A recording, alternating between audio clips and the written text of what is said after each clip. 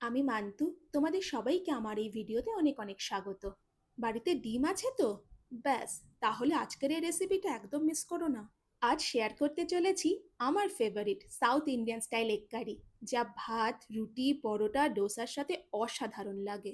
এই রেসিপিটা এতটাই ইজি যে একবার দেখলেই বাড়িতে বানিয়ে ফেলতে পারবে। আমি একটা এগ বয়লারে 6টা ডিম সেদ্ধ করে নিয়েছিলাম। তোমরা গ্যাসে গরম জলেও ডিম সেদ্ধ করে নিতে পারো। এগ বয়লারে সেদ্ধ করার কারণটাই এটা যে ডিমগুলো একদম ফেটে যায় না, আর বাসনও একদম নষ্ট হয় না। গরম সেদ্ধ ডিমগুলোকে কলের জলে কিছুক্ষণ ভিজিয়ে রাখাতে খোসা ছাড়াতে একদম অসুবিধা হয়নি। তারপর এইভাবে মাঝখান থেকে হাফ করে নিলাম। তারপর গ্যাসে একটা প্যান বসিয়ে একটু গরম করে নিয়ে কিছুটা পরিমাণ সর্ষের তেল দিলাম। এরপর হাফ টিস্পুন মতন হলুদ গুঁড়ো সেই তেলের মধ্যে দিয়ে ভালো করে কিছুক্ষণ মিশিয়ে নিয়ে তেলটাকে হালকা একটু গরম করার পর এক এক করে ডিমগুলোকে দিয়ে দিলাম ভাজার জন্য। অনেক বছর ধরে হায়দ্রাবাদে থাকার জন্য এখানকার কিছু কিছু খাবারের প্রতি আমার বেশ ভালোবাসা তৈরি হয়ে গেছে। আমি এদের অনেক রান্নাই বাড়িতে বানাই।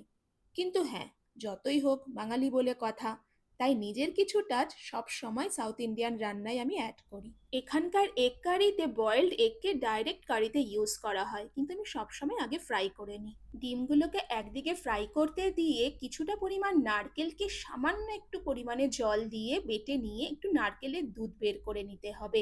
একটা পরিষ্কার সাদা কাপড়কে এইভাবে দিয়ে নারকেলের পেস্টটাকে দিয়ে ভালো করে চিপে নারকেলের দুধটা বের করে নিতে হবে। এর মধ্যেই আমার ডিমগুলো হালকা লাল করে ভাজা হয়ে গেছিল।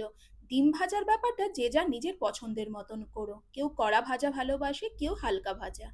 কিন্তু আমি যে কারিটা বানাবো সেটা একটা থিক গ্রেভি হবে, তাই আমি ডিমগুলোকে হালকা করে ভেজে নিয়েছিলাম যাতে ডিমের মধ্যে নুন মশলা ভালোভাবে ঢোকে। এরপর ওই ডিম ভাজার তেলে আরও একটু সর্ষের তেল অ্যাড করে ভালোভাবে গরম করে নিয়ে 1 টিস্পুন কালো সর্ষে আর কিছুটা কারি পাতা ফোড়ন দিলাম। দুটো বড় সাইজের পেঁয়াজকে আগে থেকেই কুচো করে রেখেছিলাম, সেটাকেও এবার তেলে অ্যাড করে দিলাম।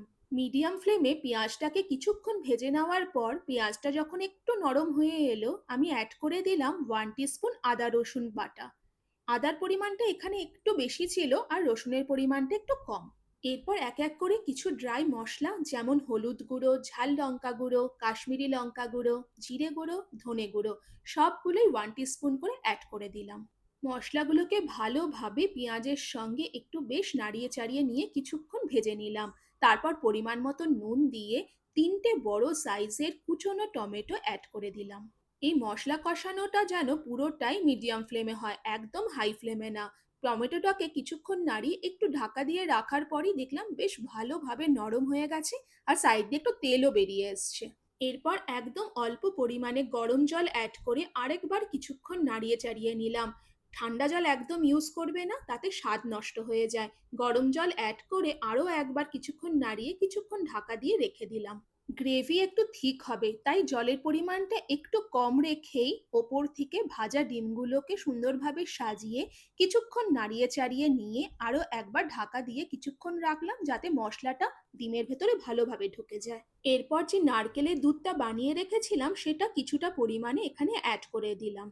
তারপরে ওপর থেকে 1 টিস্পুন মতন গরম মশলা ছড়িয়ে আরও একবার সব ভালো করে নাড়িয়ে চাড়িয়ে কিছুক্ষণ ঢাকা দিয়ে রেখে দিলাম।